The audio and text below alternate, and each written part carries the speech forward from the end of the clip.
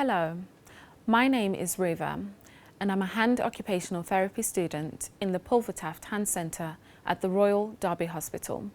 Today I will briefly be speaking about scar management, and I will also demonstrate some of the treatment options your therapist may discuss with you.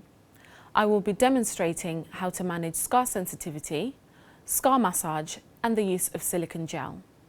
What is a scar? A scar is a mark left on the skin after a wound or injury has healed. Scars are a natural part of the healing process. Most will fade and become paler over time. Although they may never completely disappear, normal scar healing process often takes approximately 12 to 18 months. Scarring is part of the body's natural healing response to injury or surgery. Scar tissue, however, will not be the same as normal tissue. It is rigid and less stretchy. Scarring can affect you both physically and psychologically. The ideal scar. The scar tissue should not be hard, and the scar should settle to a pale scar that can move easily without limiting any movement. Abnormal scarring, such as hypertrophic scars, which are red and raised to start with, before becoming flatter and paler over the course of several years. Keloid scars, which are red, raised above the skin, and are purple when newly formed, before gradually becoming paler. They're often itchy or painful and can restrict movement if they're tight and near a joint. These types of scars occur when there is a problem in the wound healing process, which results in scars that may be thick, tethered, sensitive to touch and temperature, itchy, painful, raised, tight, and lumpy. I will now demonstrate a few scar management techniques. Firstly, we will look at how to manage scar sensitivity using texture massage. Play around with the textures that cause you the least discomfort to the most discomfort using a good amount of pressure. Immersion massage.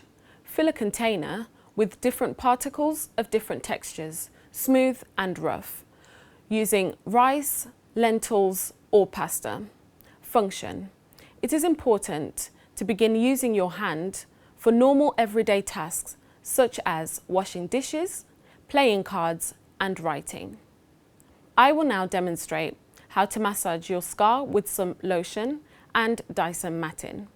You will need to ensure that your scar is sealed, healed and dry before you start your massage.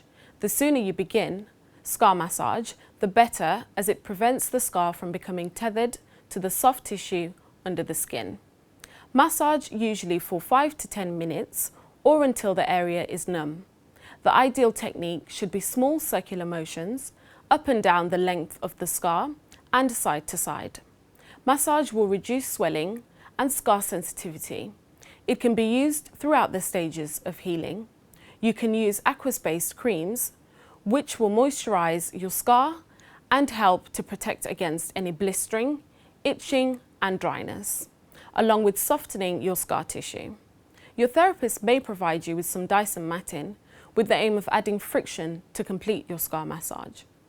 I will now demonstrate how your therapist may use silicone gel for your scar.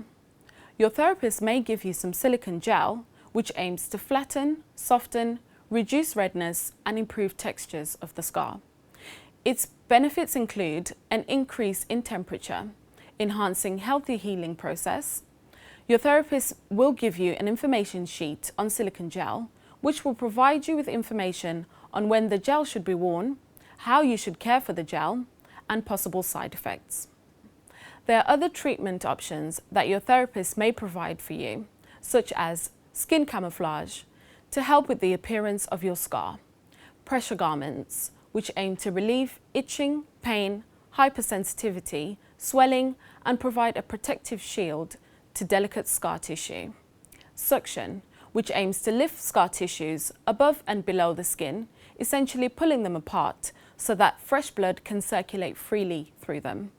Ultrasound, which may be used by your therapist to speed up the healing process by putting energy into the scar area, and Coban, which will provide pressure to the scar and also help with the swelling.